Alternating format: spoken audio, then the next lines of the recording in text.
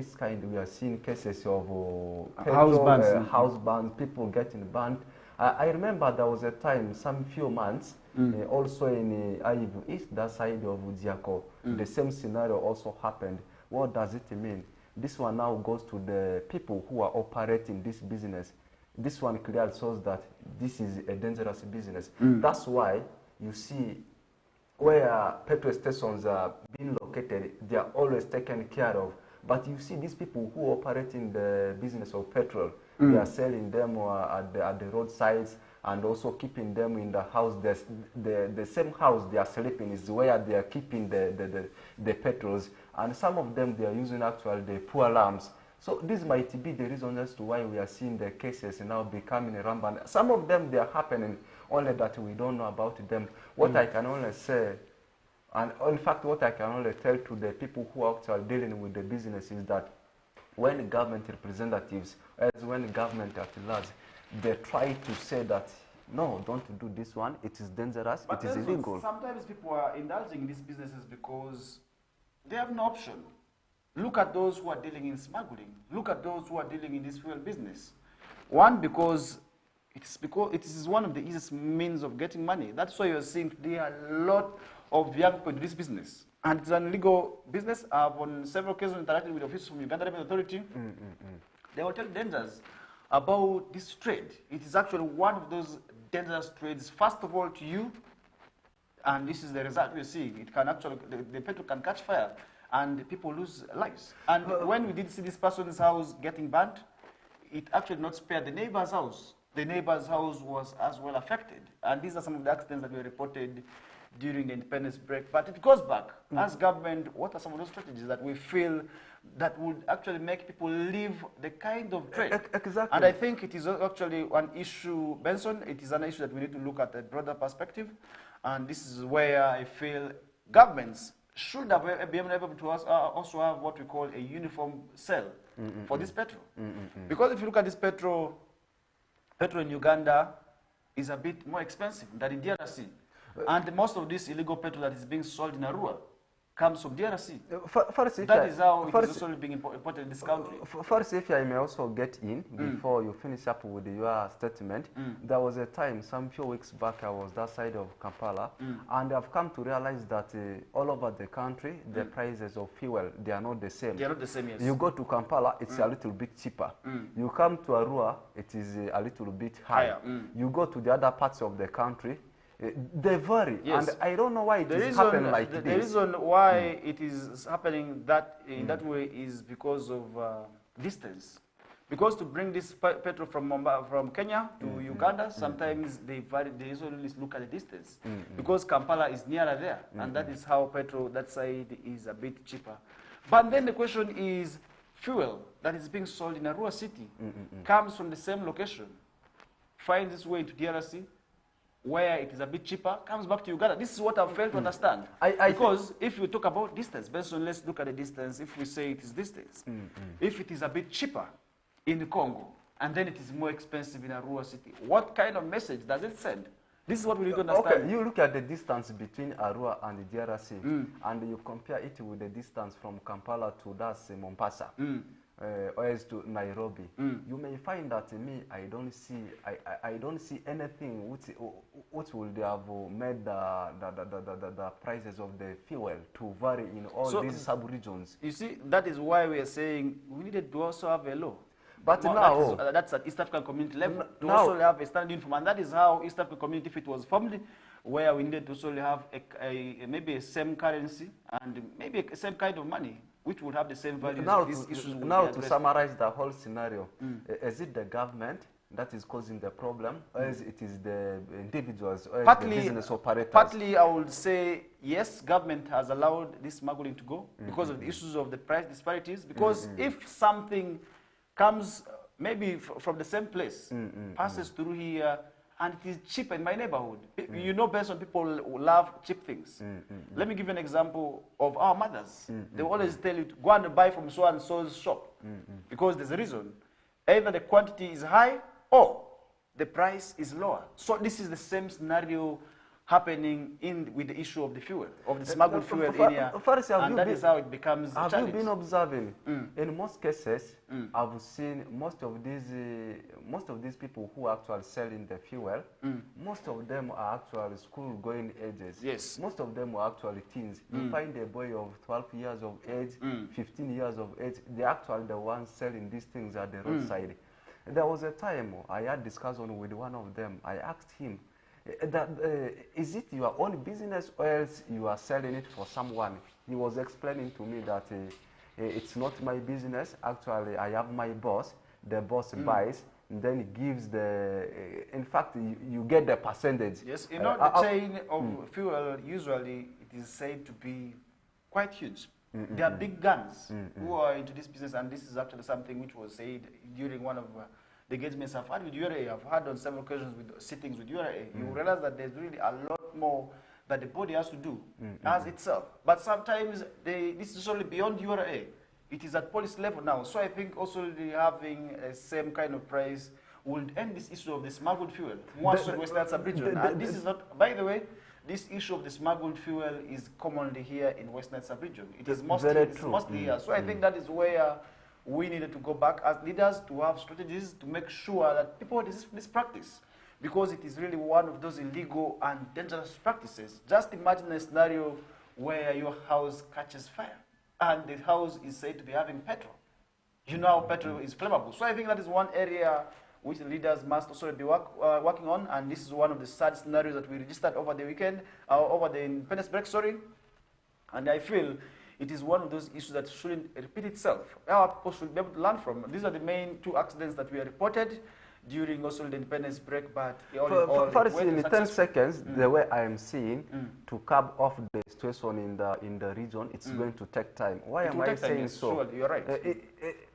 Operating the business doesn't want anyone to first acquire the knowledge or the skills. Even I can go to the roadside, someone brings a jerrycan of petrol and say, you sell for me this one, at the end of the day, you get maybe a percentage of 5,000. Once you have finished selling a jerrycan, maybe 20 liters of petrol. So it's going to take time. What we can say is, normally we say mindset change, but mindset change doesn't come automatic. Mindset change also requires economic empowerment. True. So without telling me, without empowering me financially, Benson, there's no way you're going to tell me, Faris, you leave this and that. How much have you empowered me?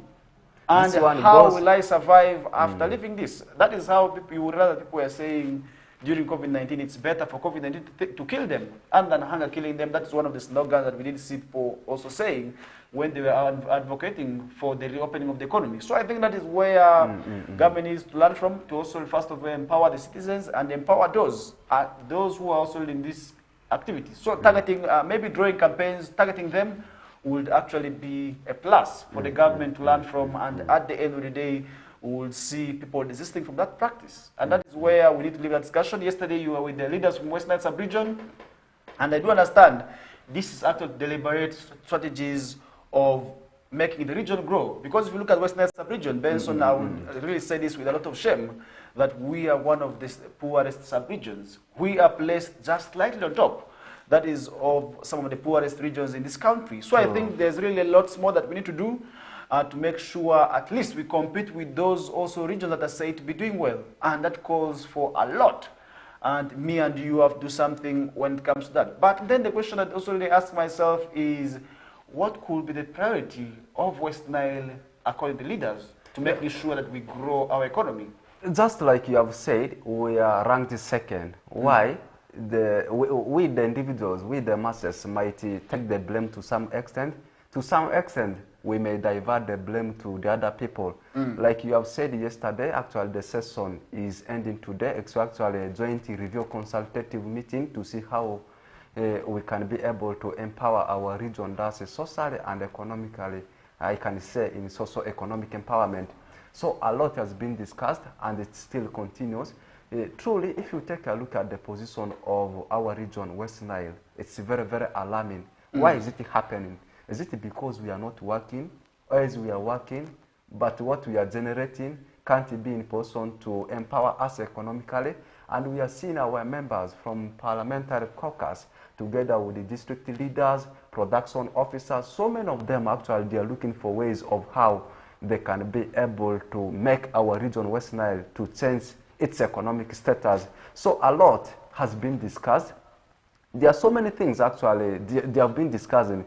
Some of the bottlenecks, some of the things that have been dragging us down, and what could be done to see that we get off from that track. So these are the things they have been discussing, and they continue to discuss. It's not the role of the leaders, it is the role of every one of us. The representatives are there. There are some things that are done by the leaders, but there are some things that are done by the individuals. Okay. I should say the West Nilers. Like they discuss so many things.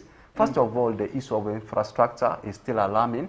They also talked about the national grid. The national grid has come. We have it. Is it impacting? Have you ever heard of maybe a setup of industry since it was commissioned? I've never seen. That That is why I'm asking myself this morning: how are the people of Western sub-region tapping into this national grid I think it's only for home consumption. We need to also ask ourselves, because some people may just be using this for domestic usage in terms of lighting their homes and charging their maybe gadgets perhaps. But we're saying this power is actually for more than that. There's really a lot more that we need to use this power for, because if you look at this national grid connection, and this goes back to the recent consultative meeting that was also to review the budget, which you attended, and I feel this is where now we need to identify priorities. First, it's true. Yeah, the national grid is there, electricity is there. That takes me back to the review meeting which you had when it comes to the budget. Setting up industry is not all about the electricity you are possessing. There are so many things, of course, you need for a setup of industry. And of course, the industry will provide job opportunities for the masses. And at the end, it also provides revenue for the government. Okay. Now the electricity is there. What are the other things, of course, we need to see that we start setting up industries? We need private investors. Are they there? If they are there, what are the things, of course, the first have to look at before they set up the industries? Are we having the raw materials? These are the things, of course, we need to consider. What about the location? Because industries, of course, will have to be set up in strategic areas. There are so many things. But when you talk about industries being set up in strategic locations, I want to say, as West Nile sub-region, we are privileged to have this location. We have 3 countries bordering us. South Sudan is not very far from us. Democratic Republic of Congo is not very far from us. Central African Republic, of which the president during the independence celebrations talked about the road that will actually pass via a rural city connecting to that also the country in there. You realize that also really this comes with a lot of opportunities. But how are we going to be tapping into these opportunities also that are at our disposal? Yeah, exactly. We have it takes me back to the strategies which the country and the leaders of this sub-region must be able to draw. You talked about the national grid power. How are the poor tapping into this advantage? How are the poor benefiting? And how is this electricity going to help the ordinary persons? This is the way to go. We need industries. We need industries because we have the market. And what are those industries that we need to establish in West Nile? One, we need to have industries that process raw materials from agriculture into processed products. Cassava is in plenty in Western sub-region. We have matoke in plenty. Turn it. Go to areas of Zombo. You will find out that people are planting matokes. And today the matoke is being sold cheaply because it is in surplus. The demand has a bit gone down because the population cannot be able to sell this. So why then don't we export, maybe turn this into final products and export out? Maybe to the nearby countries of South Sudan and DRC, where the market is plenty. And today the matoke is being transported to these countries, but without turning them into final products. So I think it is high time our leaders talked about the issues of industrialization. Yes, we are having what we call the industrial parks. We have also been able to see people giving out lands. We have seen government acquiring the land. What is awaiting is for us to see the actualization of these industries. And it should not take time. And make people, and I want to say this, let government make people feel the advantage of this national grid. Let them see the tangible benefit that this national grid connection is coming with. Other than that, people are going to be seeing this and the power will just be the power as it is. And people will not even know that we are connected to the national grid. They will still have this type of doubt. And for this doubt to go off people's minds, they need to see industries being established. And where can these industries be established? It is in areas where there's still a huge chunk of land. West Nile still has a lot of land, unoccupied land. Benson, I can still openly tell you this. You move to areas like Madiokolo, you move to Obongi, there's still a huge chunk of land. But talking about Obongi, it's actually sad that the power has not yet reached there. There are areas in Obongi where the national grid has not yet reached.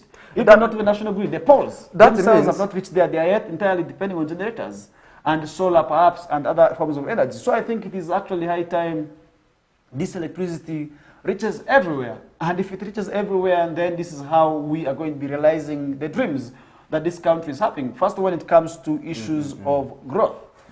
We have tourism. Ajay Game Reserve today is there. Why don't we put the ATM Benson really is something which I feel is indeed a strategy if well implemented. Then as West Nile sub-region, we are going to be growing. Look at agriculture. We have plenty of land, no doubt. Tourism. We have a lot of potential tourism attraction sites in this sub-region. I can mention to you more than 10. And all this, if well mapped, we will be able to tap into this opportunity when it comes to tourism. Minerals. We have them. We have minerals that are not also so I think the ATM, which was solely drawn as a strategy, I did see the Minister for Investment and Privatization, Evelyn Anite, talking very much about that. And I feel what is awaiting for us as a sub-region is actually implementation, not lamentation. Exactly. And if we keep on lamenting on all this, the strategies will just remain very beautiful on paper, but when it comes to implementation, we shall be remaining as it is.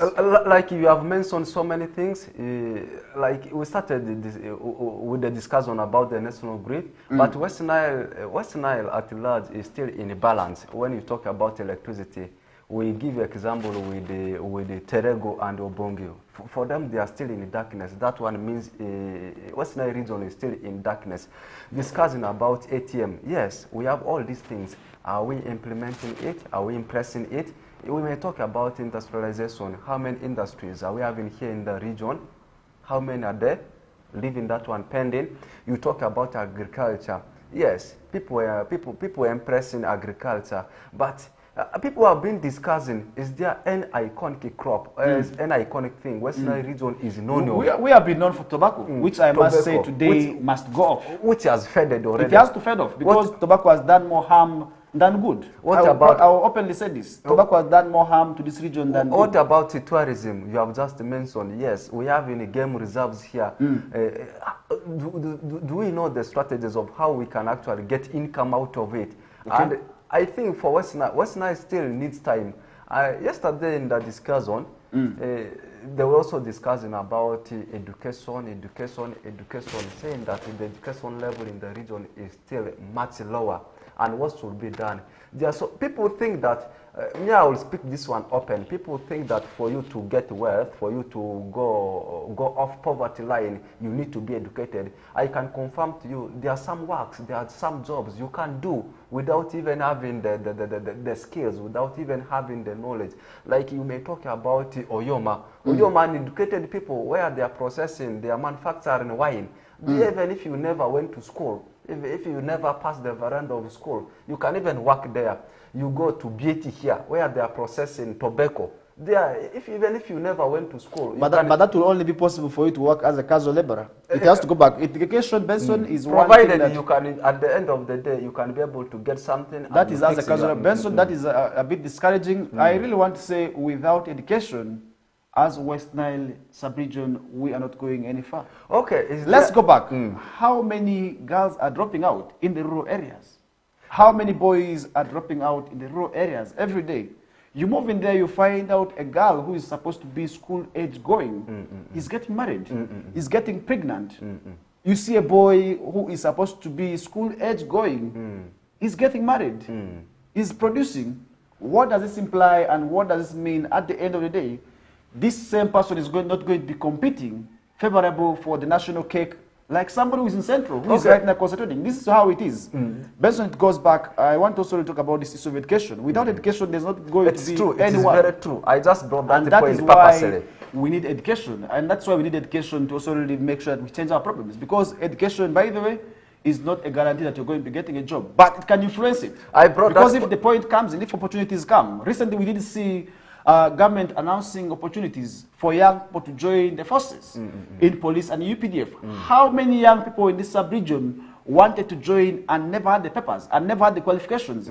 Openly, I followed up the exercise. Okay. I was able to see at police ground people who were there who also did not also have the papers.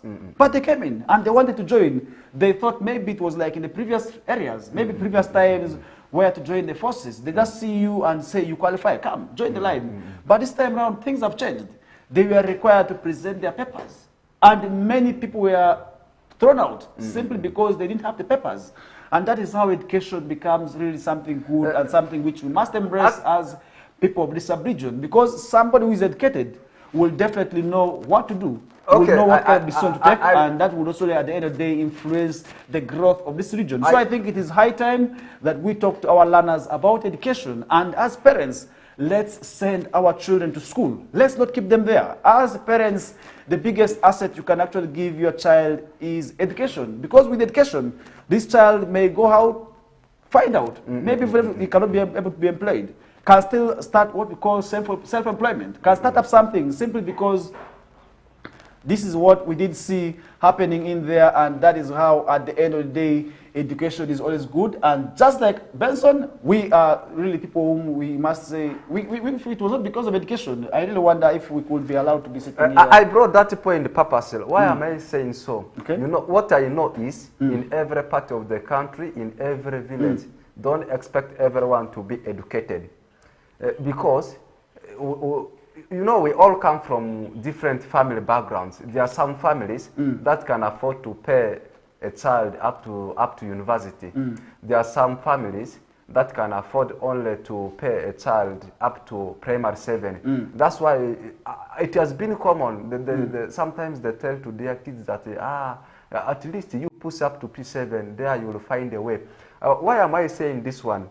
I mentioned about Oyoma main industry for processing wine, like this one, BAT for processing tobacco. These are main industries, and we have been crying for industries to come in Western Nile region. What I know is, in case, which is very possible, they are going to be established. We are going to have casual laborers, people who have not gone to school. People. So these are the things. There is a saying that when the best is not yet available, the available becomes the best. I think all in all, we are all looking for ways of how a person can be able to go off from the poverty line, provided at the end of the day you can be able to. Okay, Benson, our time is almost running up. And talking about that, really you mentioned a good point, which I must say, as West Nile, if at all we want to also remain in the casual laborers bracket, then we should not go back to school. We should not send our children to school. It's not like we should stop sending our children to school if at all we want to remain as casual laborers. If we want to remain as people who dig sugarcane in Kakira, then we should not be able to send our children to school. But if at all we want to see our children working as managers, if at all we want to see our children working as industrial chemists, if at all we want to see our children working as accountants in these factories that will be coming up in the coming years, then it is high time that we embrace education. And Benson, we are remaining with just 10 minutes. I'm now talking about education still. The senior 4 candidates are beginning their examinations today. What memories do you have with this? Because you had the privilege, you had the chance. Because we may be talking about this, and then there's somebody out there who did not have this chance, who is regretting and willing and was wishing to have this chance. What was the experience like? And what message will you tell the parents in terms of treating their children when it comes to this period here? The first thing I would like to say is I want to wish success to all the senior 4 candidates who are commencing their exams today. The exams are, in fact, they have already commenced. Much as the real ones are commencing on Monday. You know, when it reaches to the time of UNEB, we normally call it UNEB because that is a national exam. There are so many things that comes. Sometimes you find that a person starts the exams, may stop in the middle because of unavoidable circumstances. But that's something we are not yearning for. That's something we are not actually pleading for. What I can only say is, wherever you are sitting from, I want to wish you success, and also to the parents. What I know is some of these children, others are the scholars, they are operating from home, from the various homes. How are you going to treat your child at this period is one thing which matters so most, and this is going to be the right time as a parent for you to treat your kid like a baby, to treat your child like a baby. don't actually make him or her to feel uncomfortable at this moment, more especially those ones who are operating from homes, the scholars.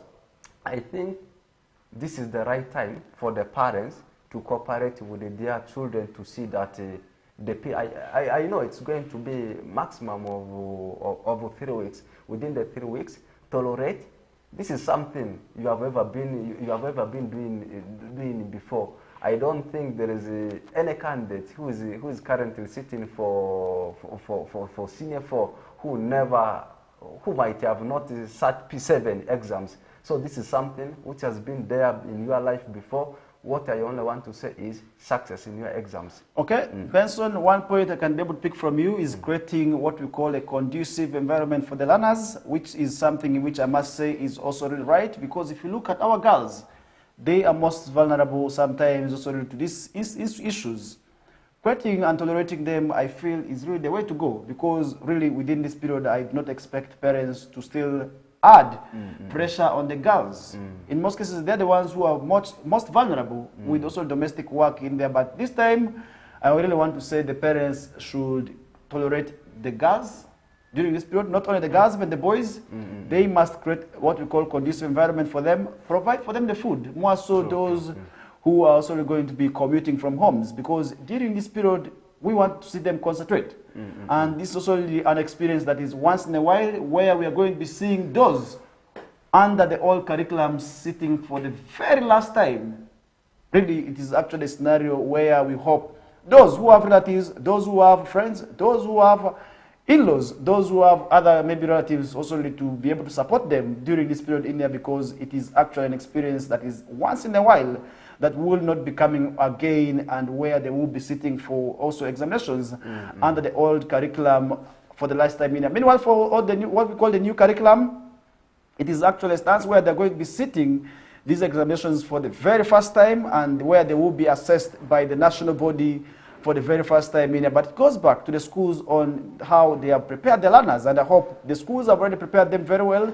And what we are waiting to see is that all the learners make it. I remember that they are supposed to be called test takers. Test takers, yes. Test takers. I don't know where some of these terms originating from. Okay. So we just leave it as it is. Okay. Yeah. I hope that the test preparers have already prepared their test takers, and at the end of the day, we want to see how West Nile also really shining. But according to what we did see happening in the West Neck, and this is the regional mocks that we did see being released way back some weeks ago at St. George's College Ombachi, the examiners also really did assure of great future for Western Sub-Region when it comes at the national examinations, because according to them, the regional mock exams were not badly off. But many times when we start also really checking our results, as West Nile, I don't know why we are always at the bottom, why we love being at the bottom. But this time around, I hope with also really the regional mock results, if I may also the learners still are back, I remember when they were releasing the regional mock results,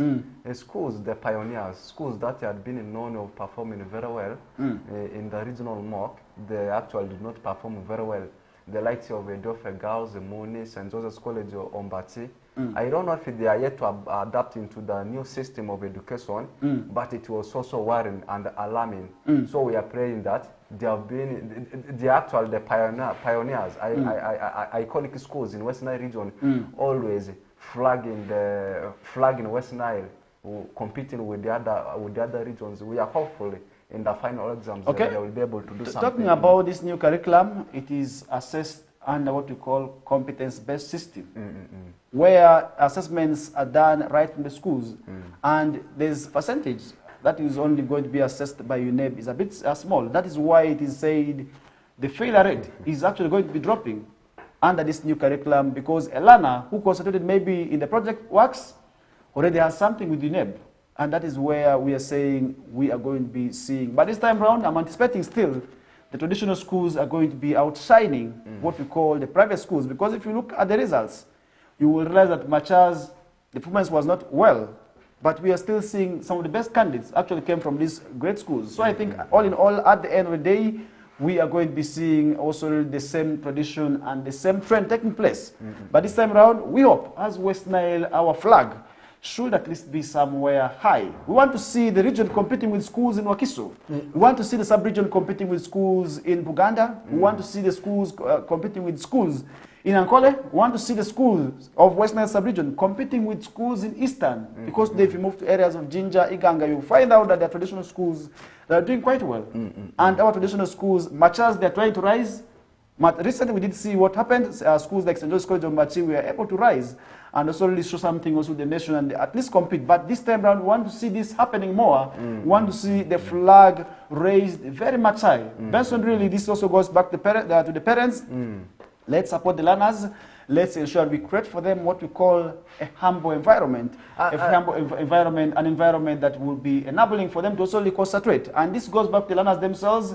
Within this period, at least concentrate. If you have been a learner that was a bit indisciplined, this time round, please try to be disciplined. Try to concentrate on your books and excel. First, before we get off from that discussion, new curriculum, I've been observing some few things about new curriculum. It's mostly about project works. And I try to share some things with them when they were doing exhibition of their projects.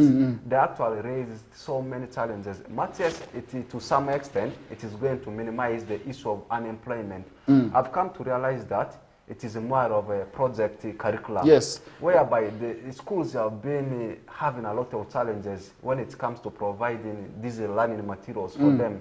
And to the parents outside there, very soon these children, they are breaking for their work.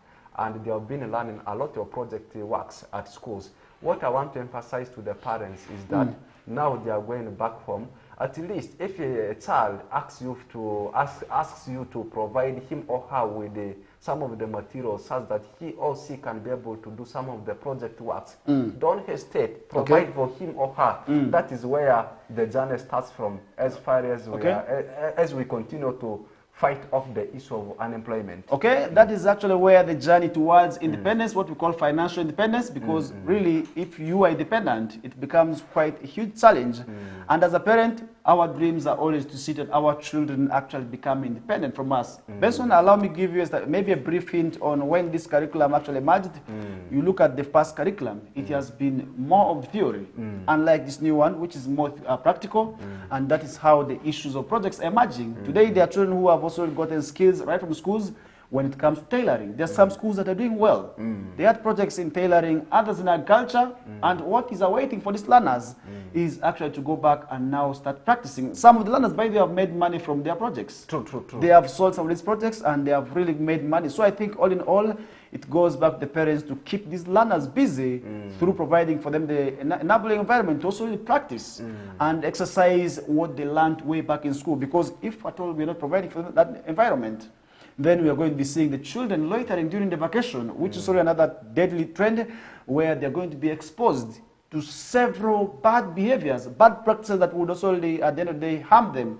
But it is really quite suitable for us to create that enabling environment through providing them what they will use to exercise what they learned at school. And that is how, at the end of the day, Benson, I would want to see my young brothers already doing tailoring. I would want to see our sisters, when they come out, to also really dig. Not with selling, the rains not selling petrol at the roadside. Not selling petrol, because this is really something where government has said it is a dangerous practice. But for now, we are taking a short commercial break. When we return back, Benson, we still have lots more to discuss when it comes to issues of politics, where there are also issues of economy.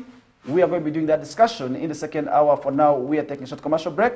My name is Farish Majid, and I'm together with Oracle Benson Pastore. In case you are watching us this morning, we say thank you so much. And this is West Nile TV, channel 477 on Star Times, and online across all our socials. We take a short commercial break.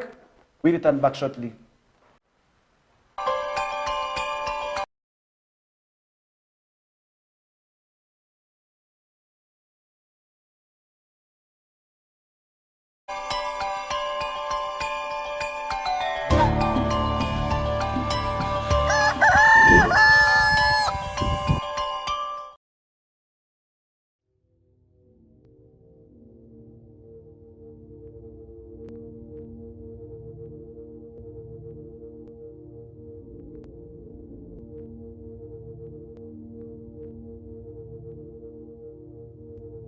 West Nile TV, lighting up the region.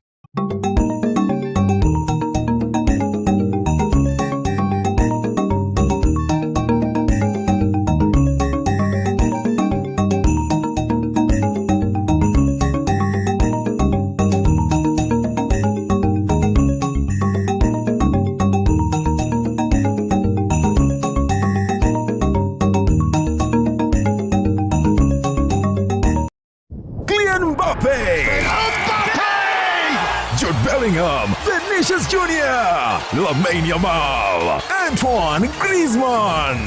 La Liga comes to Star Times. A wild celebration! The big stars, the tiki-taka football, Real Madrid and Barcelona live in your living room. Real Madrid, a team of dreams! Catch all 380 games live and in HD on Sports Premium Channel 259 and Channel 246 starting this August 15th. Subscribe to StarTimes Classic or Smart Bouquet at 36,000 Uganda shillings to enjoy the football experience affordably. StarTimes Football and limited passion.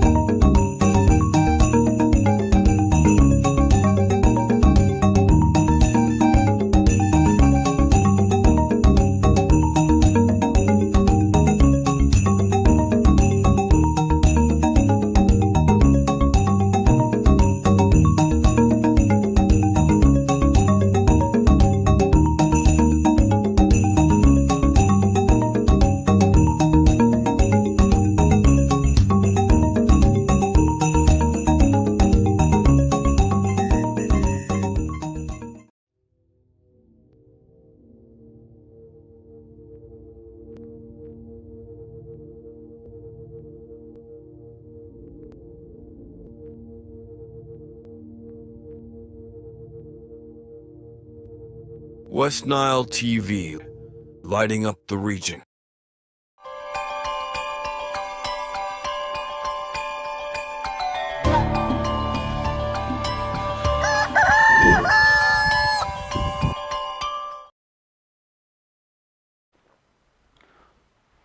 All right, welcome back. We are 4 minutes after 8 o'clock, which is our second hour, and I'm still with Oracle Benson Pastore. My name is Farish Majid. Benson, welcome back from a short commercial break.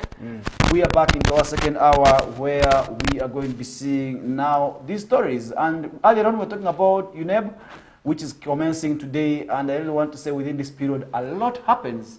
What is that one thing that you don't forget during your UNEB time?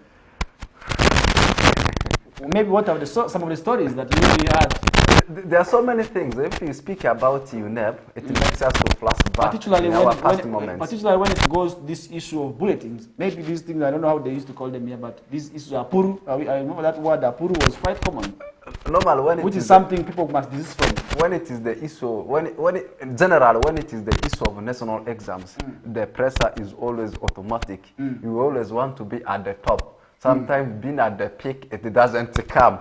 So you find that there are some things you might have not been in person to tackle before. Like tomorrow you are sitting for history. Okay. You pick all the books, you spread them in front of the desk. You may want to handle them just in a space of 3 hours. And so there are so many dramatic encounters. Normally national exams are full of dramatic encounters. That's what I can say. But then now... what about the issue of apuru? That word?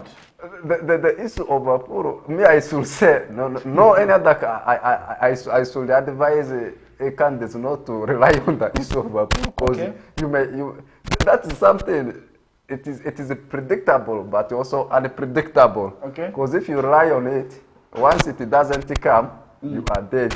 You may even end up urinating inside, but So those are the stories. Really, we why used to am I bringing that issue? Already 2 teachers have been remanded over illegal possession, that is of UNEB materials. And within this period, we are going to be seeing more of these encounters happening, and this in relation to some people who would want to really come and confuse our learners by giving them these papers, and that is termed to be examination malpractice. And now 2 teachers also from St. Mary's Junior School in Amirembe, that's in Toro District, have been remanded, that is to Marakupete, that is prisons, after being charged with unlawful possession, that is of Uganda National Examinations Board materials. And the head teacher, Dennis Juko, and his junior, that is also really Moses Ejangu, were jointly charged with unauthorized possession, that's of examination materials, and information contrary, that is to section 25, subsection 1 of the Uganda National Examinations Board Act of 2021. In there, that means, if at all, you are going to be engaging in the same practice as a teacher, then you risk being arrested. And during this period, you realize more of that is likely to happen because people are going to be coming to the learners and tell them, look, I'm going to be giving you this and that. No. I'm going to make you pass. First, the question which is running in my mind is, you have already mentioned the point, teachers being remanded because of exams malpractice. Now the exams have not started yet. The briefing is today. Normally, I see these things come on when exams have already started. Mostly it happens in practicals. Now the exams have not officially commenced. How comes that people came to know that they involve themselves in malpractice? Maybe it is because of the new curriculum, which is mostly project works in some of the subjects. Maybe the criteria sense, but to me, I would still want to do more investigation about that, because mostly you may say that it is a malpractice when the exams are now in continuing process. Okay, as a result of that, we are seeing Moses Jangu pleaded guilty, claiming he was coerced by his bosses, while Dennis Juko denied involvement, but admitted information about materials via WhatsApp. And now, according to court records, the accused committed these crimes between July and September 2024, that's in Nakaseke, and spread them nationwide through their networks, also really using WhatsApp groups, that is to lure unsuspecting members of the public and school managers. And today when we talk about school managers, people want to see their schools prosper. But sometimes it's because they really feel their schools must pass. But how are you going to be enabling the learners who are not prepared to pass? And that is how, at the end of the day, we see the learners struggling very much at secondary level. So I think this is something that happened at primary level.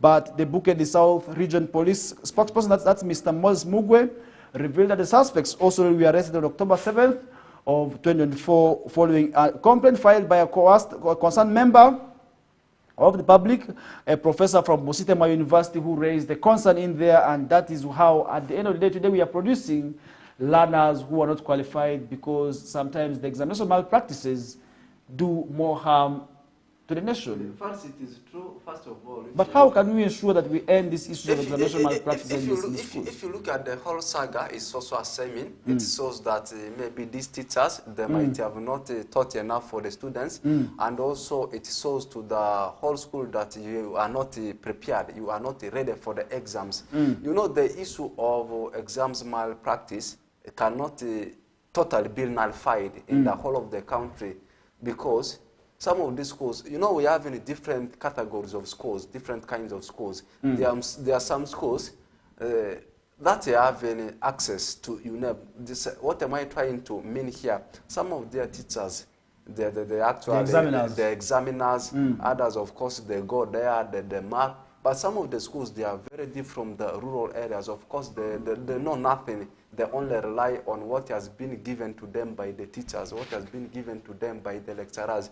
What I know is the issue of exams malpractice can't be completely nullified in the country, but we should be in position to the government, together with the board, that's UNEB, they should be in position to look for possible ways of how they can be able to reduce the rate. What I know is completely it can't be nullified, but they should be in position to reduce the rate. But there has to be specific punishments to impose on such kind of people, in case or as on such kind of teachers, students, or as the school at large, whenever they are involved in such kind of acts. Okay. And Benson, in my own opinion, I feel they needed to also really have strict measures, just like how you have said it, on examiners who are setting these examinations, and at the end of the day, leak these examinations, because we have seen this happening. And as a strategy today, we have seen the government employing many people to work as examiners. It's not only one person who is going to be employed to set these examinations. And today also it is not one set. There is, we hear of scenarios that many papers are set, if up to 3. It is upon UNEB to release maybe which kind of type, or which paper maybe is to be sat by these learners. And I think all these strategies are to make sure the issues of malpractice reduces. But we still see this happening, and within this period, we need to also tell our learners, most of those who are in these candidate classes, to not engage in these practices. The schools must condemn this, and the parents as well must tell their children what you should write is what you worked for. Because this is something you don't work for. And that is how at the end of the day we see people suffering. Because they read the examination, they may be passed through bad means. And at the end of the day, the results are always clear. They keep suffering at the end of the day after getting the papers. So I think that is where we are going to be leaving discussions, because I feel reading examinations is actually a curse. I think it's a curse. And that is exams goes together with the votes. I think it's a curse. Something we must also really be able to desist from as we get to go on with the show. And leaving that story aside, on a sad note, still ironically also happening in India, we have seen a story where a man has killed an 82-year-old woman in there. And this is a grandmother to this man here, and this happened in Aleptong. And the tragedy also really struck, that's the Budwero ward, Alapala Town Council, that's in the Aleptong district. On the eve, that's of Uganda's independence, where a 32-year-old man brutally killed his 82-year-old grandmother. And the suspect, identified as Jimmy Omar, reportedly also really went home and killed the grandmother in here. And that is something that we did see happening in there. But Benson, what's happening in the society? How do you kill your grandmother? Because I really see, I see this quite ironic. Because really, me and my grandmother, by the way, my late grandmother, we have been good friends. And I think if there's anybody I miss, it's always my grandmother. It's true, like you have said, it's something which sounds so ironical, to the extent of killing someone who is very old, 82 years of age, who gave birth to one of your parents. This is a cause already. And I'd been asking myself when we are narrating the story here, what made him to kill his grandmother is actually what has been running in my mind. There might be 1 or 2 issues which made him to reach to the extent of killing the woman. But what is that thing? Someone who is very old, who is not having the innards to fight with you, I should say. Maybe there might have been exchange of words between him or her. I think this issue happened on Independence Eve. I'm suspecting drug abuse could have been here. Drug abuse, maybe the issue of food, what? Because really, Independence, sometimes people celebrate this badly. And this man went and forced his way into the grandmother's house, pulled her out, beat her to death. And it was not enough. Community members had to revenge and also really chase this man through the village in what we call now mob action, and still killed him. So both are gone. Both the man who committed the crime and the grandmother whom he killed. Now 2 things here. The grandmother's gone.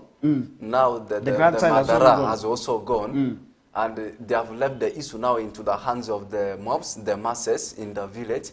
Now, I think this might have been something deep into the village. And also, masses taking the law into their hands is something, of course, we need to address. But if you look at the whole movie, if you look at the whole thing, it is something which is very touching. First of all, it starts from where the man killed the grandmother, and also the mobs in the village, chasing him, killing him. So if you give yourself time and you think about the whole saga, it is something touching. Me, I want to discuss much about it because it is something which has happened. Of course, the only thing we need to do is we always continue to say that we sensitize people, However much sometimes we sensitize people, like you have said, it might have been drugs, yes, abuse of substances. Chioga spokesperson, that's Patrick Okema, that is the spokesperson for North Chioga Police. Patrick Okema says that the man could have actually tracked this lady under the influence of drugs. And really, if you look at the statistics from that side, drug abuse is actually very much higher. Now, police records indicate that North Chioga region, murder cases at 60% linked to assault. And this happened in the month of July and September 24 alone, and they record also over 80 murder cases, most of which are related to violent altercations. And that means there's really a lot more that police and other leaders have to do when it comes to issues of murder in that area. The forces, of course, will have to be deployed there to see that they cap the situation. Based on the statistics you have just given, 80 of them just in a space of less than 3 months. This is too much. That means something strange is going in that area, which of course must be ironed. Now it goes back into the hands of the government, the representatives of the government, like you have said, the leaders, in collaboration with the officers, the guards, not forgetting about the masses to see how actually they can be able to handle such kind of situations. Really, you are killing your grandmother. At least if it would have been a scenario whereby maybe you fought with your brother, or as you fought with a colleague with whom you are sharing the same age, it would have sounded like fair. It would have sounded fair enough. Now, so that's why I was saying that analyzing much about the issue is really very touching. It's indeed touching because we do not expect somebody to kill your grandmother, because a grandmother is somebody whom we always look at as an icon of respect. And that tells us that indeed today respect for elders has gone down. And recently there was a proposal to have a law that will protect elders. It is something which many people sort of talked about. Others laughed at it. But I think it is actually a reason as to why we need this law, and to make sure that young people are forced to respect elders. And that would also really be able to protect the elders' rights in there. And that is one area where I feel the young people should be able to learn maybe a lesson from. And the issue of drug abuse. This is one of the dangers. It means that people must desist from the dangers of drug abuse, because you killed the grandmother and you're running and want to chase you, and I believe by the time he committed this act, maybe crime, the drugs had gone off his mind and he saw death, and that is why he was running, but still the community members were able to hunt him down and kill him. I wonder how they were chasing him now. Drug abuse is really one area we must also polish on, and we need to tell the young people to avoid drug abuse. We can live in a world that is free from drugs. It's possible. We have seen people reforming and leaving the drugs, and we have seen people who have lived freely without necessarily engaging in these drugs. But sometimes our people feel their problems are too much and they need to forget their problems. And I'm saying drugs are never a solution.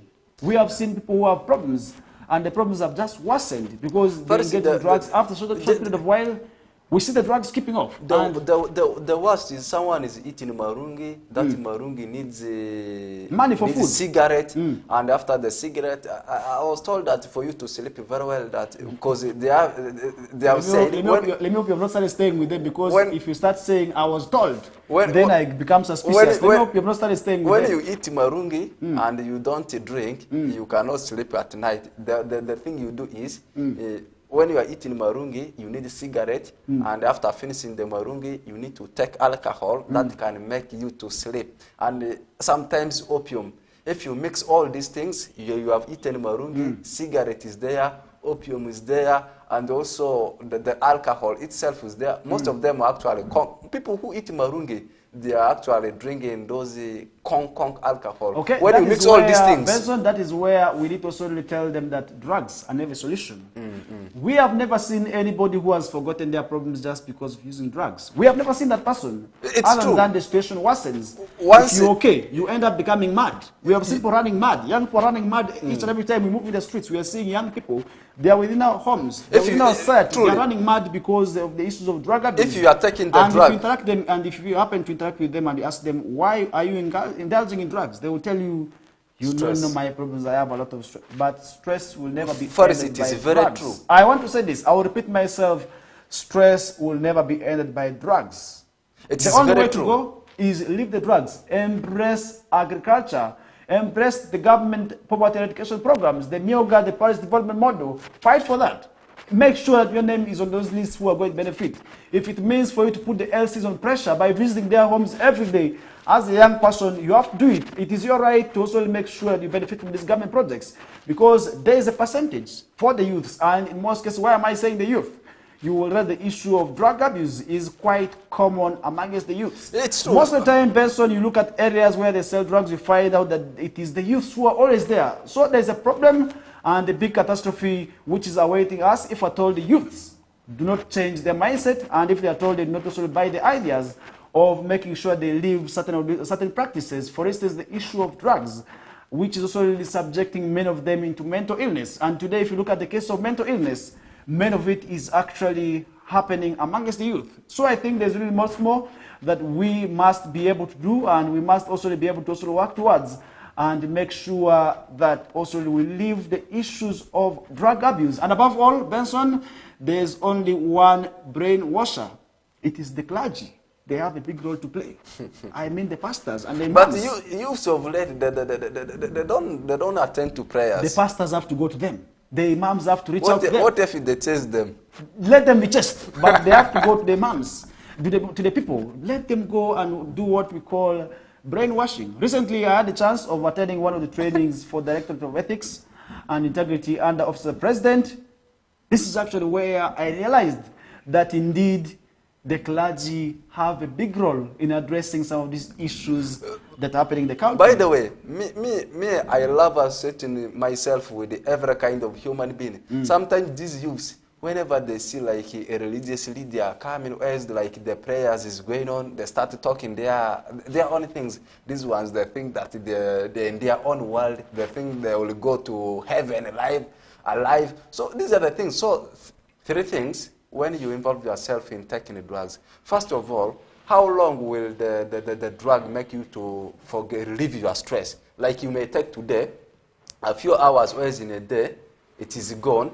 First of all, it will make you to run mad. Second, you are losing your revenue. The little you are having, you are losing it. Thirdly, of course, the energy level you are having will keep on going down and down. Those are the three things which, of course, will affect you when you get involved with the issues to be done with the drugs. Those are the things me I've looked at. And above all, Benson, I want to repeat myself. Let's desist from drug. Let's say no to drug abuse. It's possible. I want to say it is quite possible. Some of us do not do drugs, but we are alive. We are still okay, and we are moving on with life. Much as we are saying this, people should not take it in bad faith. People must desist from practice. My appeal goes to the youth, who are the majority population. If we continue to also engage in drugs, then we risk now the losing out on some mentality is, and that's where, Benson, we're going to be leaving that discussion aside. And recently we did see the president, His Excellency Yoweri Kaguta Museveni, hinting on shaking up electoral commission, and we are counting down few months. That's the next election cycle in there for this country, as we already seeing other countries engaging in elections. But in Uganda, we are seeing also this coming in the next also really about couple months. In the next couple months, where we shall be seeing our country heading into elections in there. But now the president is considering a shake-up. That is of the Electoral Commission. Also, the team, highly placed sources have also confirmed that. And we are seeing that the decision is said to be imminent. And after the president received a damning report detailing corruption and abuse of office, that's at the Electoral Office, Electoral Commission body, he is said to also really do that in January. Now, Mr. Museveni is said to have also run the limit of his patience with the Electoral Commission, and is ready to wield the axe that could go off with also the head of both commission chairperson. That is also according to rumors in there, where Justice Simon Byabakama and his deputy also really Aisha Lubega will likely be affected. And we did see this post really just getting their reappointment this year. Is it enough for us to also really see the shake-up at this time? Because these people have just gotten their contracts renewed. What do you think about this? More so as we are heading towards the next elections. Actually, the activity we are heading for is actually not an easy thing. It's actually something which, of course, is going to see that they prepare for anything which is coming. Not that like something is coming, you don't inform your people, like the leaders who are behind it. This time we are talking about the people who are behind the That is just Simon Byabakama, whom you had a chance to meet a few months ago, So, whom you had an interaction with a few months ago. Truly, directly as indirectly, He's actually part of the group. is trying to tell him that he has to prepare massively ahead of the activity which is coming. So, Benson, that leaves me with one question only. This leaves me with one question I always ask myself of. He is the appointing body. And these people are going to be overseeing an election in which he is part of. What does that say about our democracy as a country? Yes, it happens. He's actually and what message maybe is this signal trying to send? Obviously, people are looking at it in different ways. It depends. Okay, as Benson Pastor, how do you look at it? It depends on how you understand politics. Okay. Your knowledge about politics. Okay. People who have a vast knowledge about politics, they are looking at it in the other way. Okay, which other way? We need to understand that way. Some of these things, we say it, then people who have the knowledge, they will now understand it the way they have understood it. Okay, that is where we not want to continue the discussion. And as we are running down with time, we are counting down very few minutes. That is 3 minutes to wind up with this half of the discussion. But that is one thing we are seeing, and that is where also really I want to talk about the issue of now the controversial Lumu bill, which is seeking to have the members of opposition in parliament vote that is in opposition to also really where we have been seeing it, that it's the majority of opposition group in parliament that appoints who is to be the leader of opposition in parliament. Do you think this is right? Now we are seeing ANT, which is the an Alliance for National Unity Transformation, and the Uganda Post Congress Party joining hands to also really urge parliament to reject the controversial Lumu bill in there. But do you think this is right? What do you think about the whole development? The way I'm seeing, you see, the challenge here is in Uganda, each and every time, each and every day you wake up, there are new things emerging. Some of these things, they're sarcastic. Some of these things, they can make our country to fail. And at the end, this is something which is going to bring a lot of controversy in that sector. That is what I can say. Because it cannot happen. Okay. You're in opposition. You are forced to do this as you enter. So do you think this is right? Because as per this development, the leader of opposition will only be appointed by the party. Let's say if FDC has the highest numbers of members of parliament from opposition, it has to be FDC now to appoint.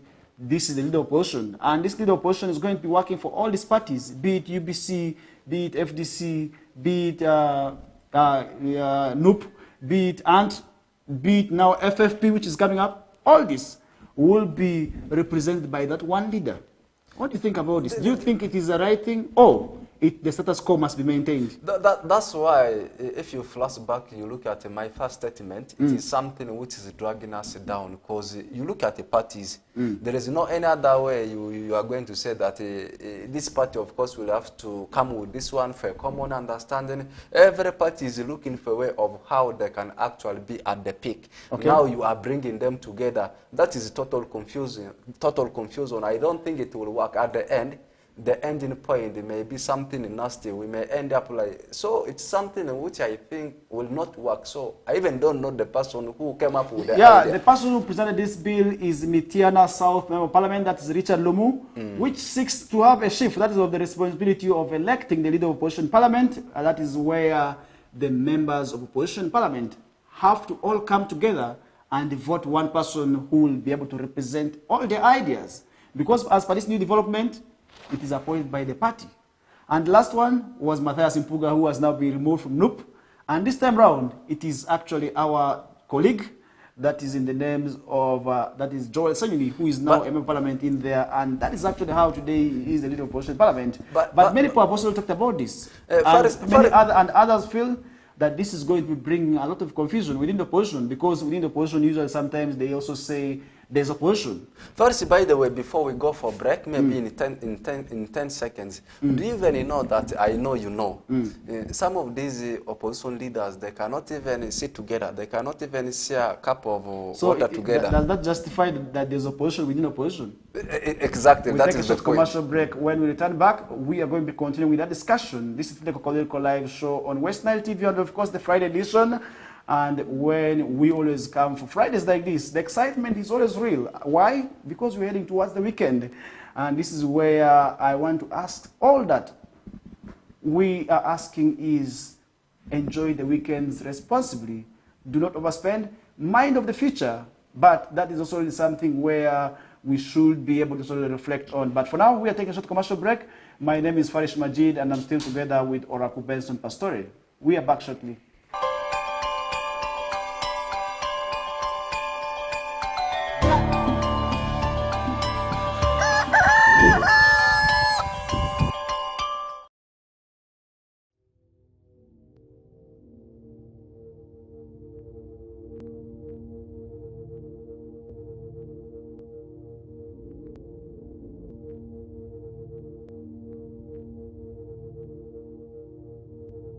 West Nile TV, lighting up the region.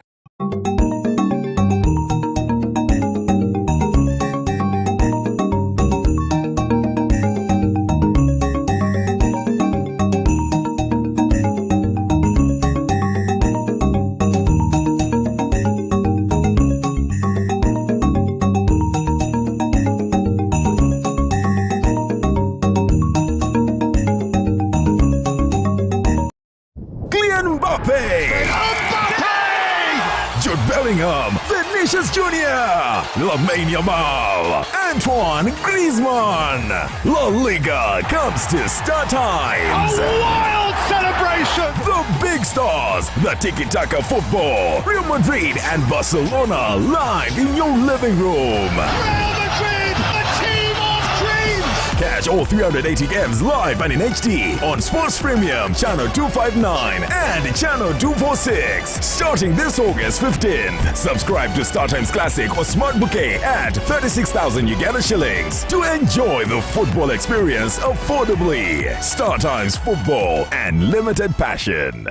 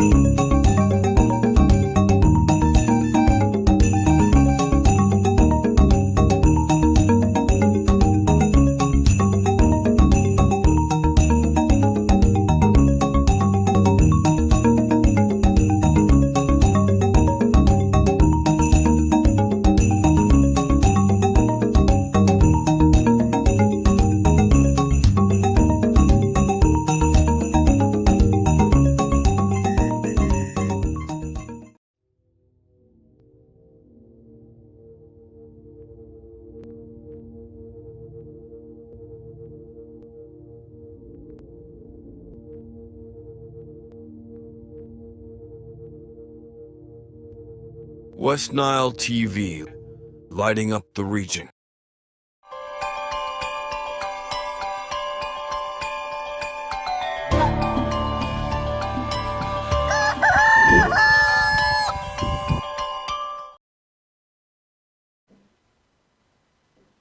All right, welcome back. We are back with the discussions to finalize the entire discussions where we are going to be looking at the international stories and summarizing the day.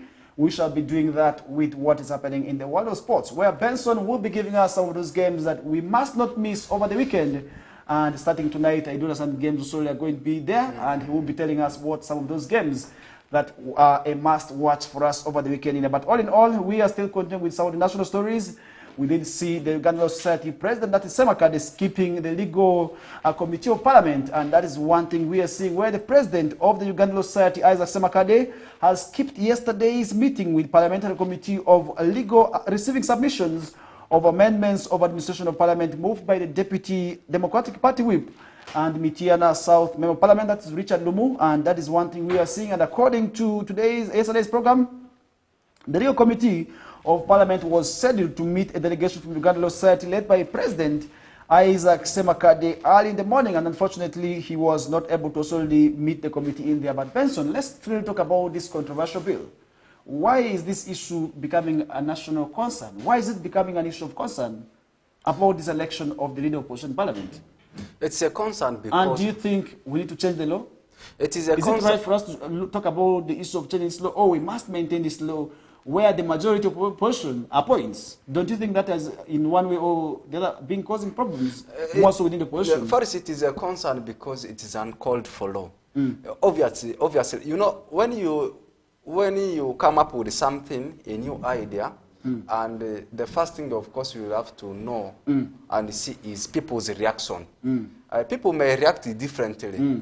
You will have to first see, verify, are they against it, whereas they want to take it. Now, if you take a look at the people's reactions, they are actually against the law. That means it is something, obviously, which is not going to work. Okay. But if they are forcing it, as you had said earlier, before actually we went for break, it may cause havoc in parliament. Because you cannot, I did say, I concluded my statement before we actually went for break by saying that there are some of these leaders, there are some of these parties, their leaders, they cannot sit together, share together.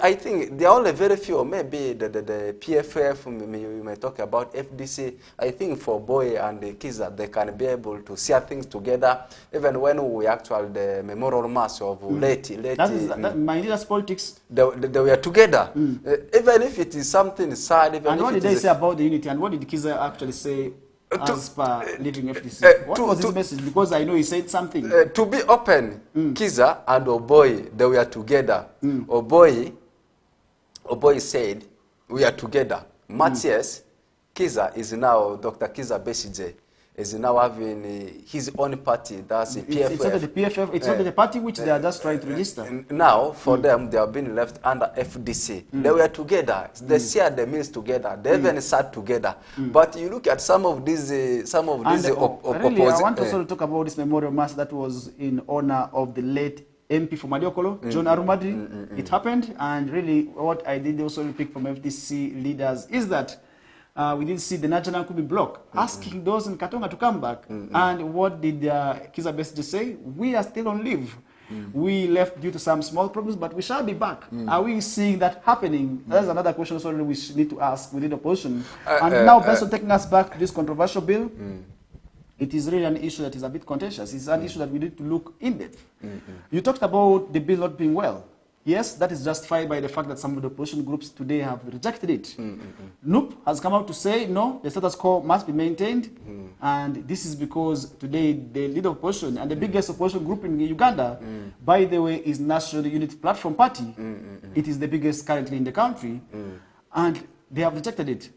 What is UPC saying? They have rejected it.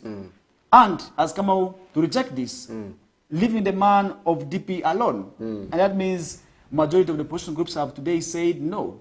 But then the question is, in most times also really, based on not everybody is going to be loving you. That is why democracy is not also really being exercised, in my own opinion, in this. Because let's imagine a scenario where the strongest leader will be coming from FDC, and the leading opposition group is, let's say, a political party group X. Let's say it is the leading. Let's say a political party X is the one leading, and they have to present a leader, and yet these opposition groups would want maybe a certain individual due to his character, due to his ability to be the one to lead them and also echo out their grievances as the leading opposition groups in there. Now, where does that leave the opposition at? Don't you think this law has been causing havoc, has been causing disunity among... That's why I was saying that at the end, the havoc is going to be there. Just imagine at that very time when they will say now the time is because today. According to Lumu, his judgment is that Senyonyi has not been able to represent their ideas fully. That's according to him. He has not been able to represent them as opposition fully, and that is why he sought leave. And this was actually in the regional sitting that happened in Gulu. He did this, and that is why members of parliament from also the country are also asking themselves, what is so special about this bill? Alionio Driayok, during one of the parliamentary sittings recently, actually echoed that when they wanted to present their also the bill to impeach some of these commissioners, it was rejected, it was thrown out. But the one for Lumu was included on the order paper within no time. What is so special about this? Not only him, the lead petitioner of also what we call the impeachment, we did see happening. Fiona Sechkubo, who was also here, and we had the privilege of also interacting with him when they were trying to traverse the country and raise the signatures, which they did, but the bill was not included on the order paper, which is something they didn't also go on well with. And now people are asking themselves, what is so special about this bill? I love the way how you came up with the other point, saying that not everyone loves you as will love you. Now, when the moment will come, others will say, let's go for so and so, let's go for so and so. Meanwhile, others will say, no, let's go for so and so. Just like you have said, it will make the leaders to flash back. The other time we wanted this, the other time we wanted so and so to do this, the other time so and so did this. At the end, don't even be surprised when the whole session, of course, will end up people separating, going in different directions. So I think this is a sensitive area, which of course must be handled in an amicable way. Okay, so, really, it is indeed a sensitive topic, and where we need to also really one of these days bring some of the guests to come and also really explain to the viewer what this bill is all about and why this bill is actually generating debate. What is it about? The viewers will want to understand. We shall be inviting one of those guests to also really come and explain to us this in subsequent days in here. But all in all, we are leaving that discussion aside. Now heading in Chotara, private school owners are decrying rising taxes. And this is another story that we are seeing. And today, I believe the rising taxes on the private schools has a burden. It is transported somewhere, and the burden also goes somewhere, and this is onto the parents. And now private schools in Chotara district have also voiced concerns over what they describe as crippling taxation policies, which they say is also hampering their ability to operate effectively. And during a meeting at Kalisizo High School, head teachers and directors expressed frustration over escalating taxes that are becoming particularly also really burdensome as the examination period approaches. And Joseph Male, a chairperson of private school owners in the district, so did go on to also really raise this concern in it. But what do you think about the issues of taxes, more so onto those private schools? You look at, this is a very broad topic. The comparison has been between private schools and government schools. And of late, private schools, they actually surpassing that's government schools in terms of performances and also in terms of the number of the learners. Now, if I know the taxation is coming from government, the question is, what is that percentage? What is that figure a private school, of course, will have to pay to government as a revenue tax? These are the things, of course, we need to value. And also, what is the procedure of paying the money? How much? And then if you look at the whole thing, it is very difficult to understand whether it is actually the government that is on the wrong side. If you look at the issues of private schools, these people are entitled to paying taxes because this is a private entity where parents have to pay school fees. Unlike the government schools where sometimes some of the schools have to rely on grants. This is a private school, so a private school will have to pay taxes to the government because we need taxes. Without taxes, our country will not grow. And that's how it becomes a challenge. But I think the problem is not paying taxes. The problem is the mode and then the amount the schools are paying as taxes. Let's imagine a school that is very small and still trying to grow. Benson, by the issue of taxes has made many businesses in this country close. And this has not excluded schools. We have schools that have closed simply because they could not handle the paying taxes. What I know is before they levy any kind of tax on you, they first have to assess you. And maybe government did not assess some of those schools, maybe just left them, left the taxes on them. But now the question is, are they paying the uniform taxation is one thing, of course, we need to understand. As these schools, they are charged according to their locations. Maybe schools that are in urban areas, they are charged differently. Maybe they consider the number of the learners. These are the things, of course, I've failed to understand. Maybe they first consider your location. Are you located in a strategic area, maybe in urban area, or in a rural area? Maybe they're also considering the number of learners. These are the things, of course, we need to first understand before we say it is actually government which is on the wrong side, or else it is actually the schools. But I've failed to understand whether it is they consider the number of the learners, or else your location as the school. Yes, Benson, I think the issue of taxes goes back to kind of assessment. You mentioned rightly assessments. I believe the tax body should have conducted assessments, first of all, on these schools to see the amount of taxes that the schools should pay. And secondly, the taxes should not be high, because if you look at private schools, it is entirely on them to run the affairs of the school. Imagine buying food.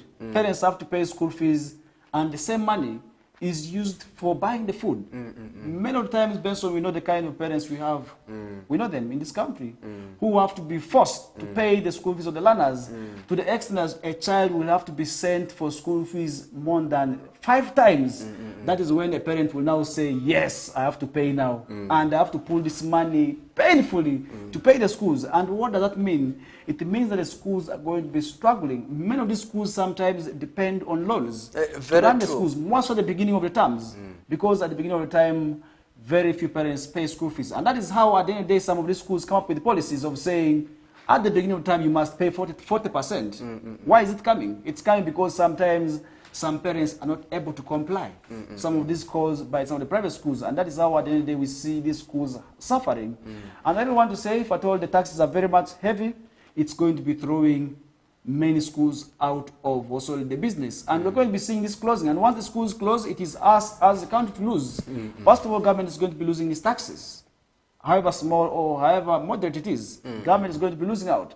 And then the people who are in there, who are being taxed, the staffs, are going to be losing jobs. And still, government is going to be losing money. What about the learners who need to access education? Still, they are going to be affected by this virus. So I think, all in all, heavy taxes on these schools, right from nursery up to tertiary institutions, the taxes must be moderate, must not be high. If at all we want to see many of these schools emerging, because the more schools we have, the better the kind of education we are going to be seeing in this country, and the better the economy gets. Because without education, Benson, trust me, we are not going to be maybe there. Today, the private schools are the ones raising our flags. They are the ones raising some of the best performances in this country. So I think for these businesses to close, then that is how it is going to be quite unfortunate. And that's where we're going to be leaving the discussion aside. And we are seeing Dr. Kiza Besije here also on the papers, decrying what we call the high cost of education is another story that we're seeing. And this is also really when Uganda did commemorate, that is 2 years of independence. It is one of the messages that Dr. Kiza Besije also raised over the escalating costs of education and their impact also really on parents and students alike. And earlier we were talking about the high costs of also taxes on the schools. Sometimes it also traces back. So I think this is also another challenge where it is actually resulting into, because if the taxes are high on the schools, then the burden is transferred somewhere. If at all, It's true. If at all, this is business. If at all government is charging me 10,000, I will charge you 15,000 on school fees. So the burden also goes back onto parents. So I think this is also another challenge which we must also really agree to. That's also with Dr. Kiza Besije, and he made these remarks speaking during independence address. That's also really where he did also raise the issue of parents encountering this. What do you think about this? First, it is more true. so when it comes to the cost of education. Yeah, Let's look at the school fees of the various schools within our areas. How heavy are they? Comparing government schools, government-aided schools with the private schools, may have been observing this one.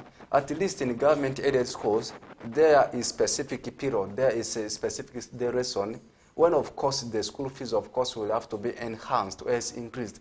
But you look at these private schools, anytime, any day, they can increase the school fees. Sometimes they increase it timely. Like the directors.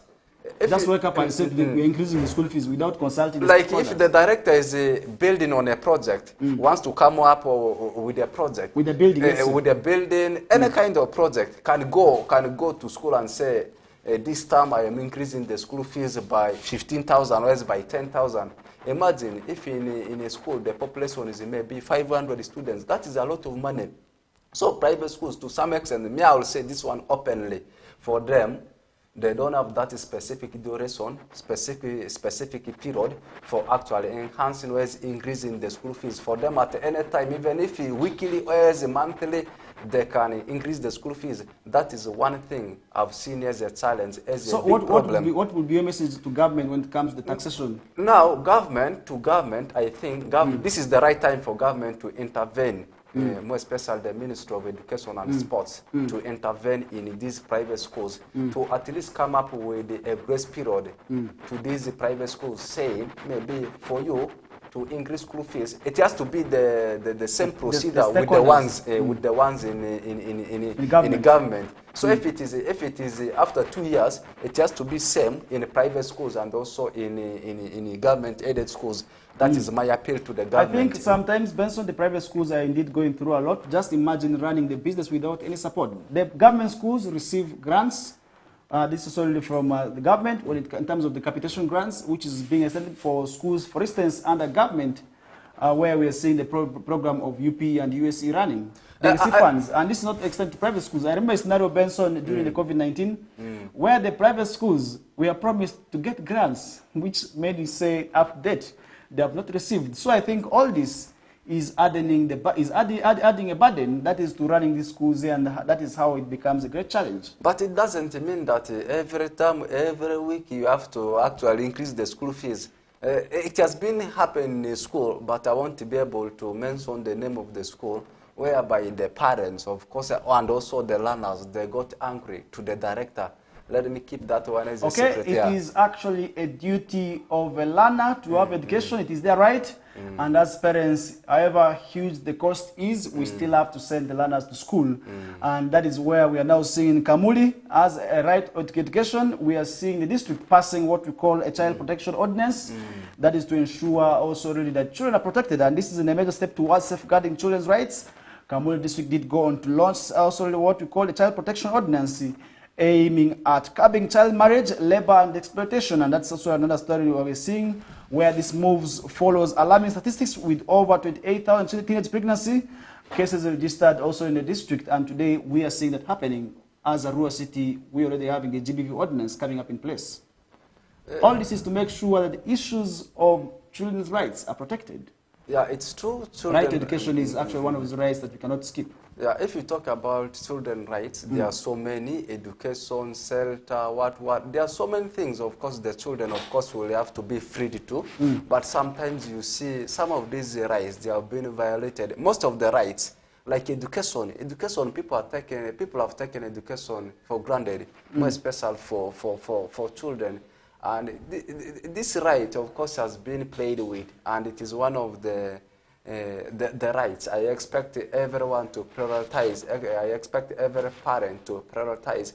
If you can be able to feed your child very well, and education, you cannot be able to provide for your child, that means you're already killing the future of the child. So rights to the kids, of course, will have to be prioritized, because we see kids as the future of the country. Okay. And another right that we must also not forget is the right to play. Children have a right to play. And if you're going to stop your child from playing, you are actually violating the right of the child. As always, the saying is, work without play makes Jack a dull boy. And that's how we need to also see what is happening in the world of sports, which is one of the activities. Yesterday, I was able to see many people posting Arsenal, and this is the women's side that were beaten again by Bayern, 5-2 in the Champions League Women's League. I really want to say that is where we did see Arsenal again training. I don't know why always when we meet Bayern, we suffer. But that is a discussion which you will give us later on, I believe. Today, let's start at the peak and we go down. I wanted us to start with the game of Uganda, but let the game of Uganda be the first. The good things you have already mentioned. Bayern immunity's issue with Arsenal will never come to an end. On ladies' side, it's happening. Also, in men's side, it's happening. Actually, it is a women's Champions League. People think that Champions League is only for men's. I can confirm to you, ladies are also there, like you have said. On Wednesday, as we are celebrating the independence here, for the Arsenal fans, they were celebrating it here. Then in Europe, on the other side, they had been caned. So it happens. For Chelsea, they managed to beat Real Madrid by 3-2. Also, ladies, Arsenal fall into the hands of Bayern Munich and also Lyon. And first, the biggest story which happened yesterday night was actually England being beaten by Greece. And this one has raised the eyebrow of so many stakeholders in England national team, because it has stayed for so many matches. England has not lost a game at Wembley. And yesterday, the history was brought to an end by Greece, and those goals were actually scored by one player. What does it mean? Right now, England is, of course, under a caretaker of a manager, interim manager called Casley. Now, the question remains, will he still continue? Will he actually officially be appointed as the head coach of England? Is actually what everyone is waiting to see after having that humiliation yesterday. Because for a very many period of time, not losing a game at home, and yesterday being beaten. And also Southgate, the former head coach of England, saying that he is not going to involve himself in coaching till next year. These are the scenarios, of course, which continues to happen in the world of sports. Right now, it's UEFA Nations League, which is going in Europe, and this one brings us down to national sports. It's all about the African Cup of Nations qualifiers, which is happening tonight, this evening, whereby Uganda is set to host South Sudan, their neighbors. Currently, you look at the table standing, Uganda, they are doing very well.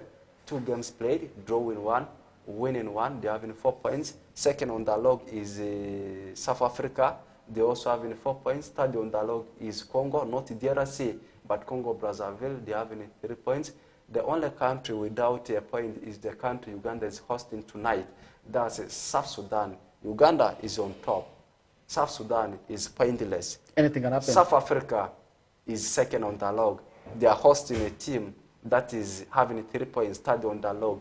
What is your verdict? South Africa up against DRC, Uganda up against South Sudan. 3 games Uganda has played with South Sudan. They have won them all. No any other draw. And they are playing at Nambole. Does that statistics mean Uganda Cranes, they have an upper hand in the game? Yes, Benson, how you look at this result is in a way that if you look at South Sudan, usually it is hard to play a team that is struggling and struggling to pick a point. I told you that some time back. A team that has no point can actually mean to do anything.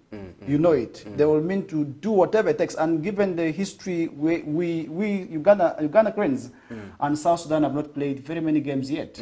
And we have not had enough of those encounters. But we saw what happened with the junior team of South Sudan, what they did to Uganda, was more so with our under 21. So anything of that caliber can still happen because some of these players have now been transformed in the national team. These are the same players and anything can happen. So I think Uganda still has the advantage, but that advantage does not mean that we have to underestimate South Sudan, because today Uganda is going to be without some of the key boys. On Muhammad Shaban is not going to be featuring due to injury also in there. I do understand that he will not be featuring tonight. And we're also seeing South Sudan also having some of their names being doubted. Players like Rashid Toa being doubted if at all they're going to be participating. And I do understand that also that camp is not a bit maybe fully packed. So there are still challenges and gaps that need to be addressed within both parties. But I think Uganda has an advantage. I'm going for 2-0 for Uganda. Also in 10 seconds, the same day also today, Uganda Hippos under 20, they also tussling under 20 of Sudan side in under 20 AFCON qualifiers, regional qualifiers. That means today's matches in Uganda, the kids are playing the other side, on the other side. If you are beaten the other side, on the other side, you come and equalize. Okay. Yeah. I think that is where we are going to be leaving the discussions, and as we are just left with a minute, what would be your final say? So what I want to say is, still in academics, I want to wish success to our candidates. Others are candidates, others are test takers. Okay. What I want to say is success in your exams. As we are summarizing the day, international break is still going on. I do understand Manchester United fans actually are praying for this break to be made longer because they're not playing. Right now, I do understand that they are hiding, and that is where I want to also really send greetings to them. And I hope the weekend also really finds them in good faith and good spirits. We're out until Monday. Goodbye.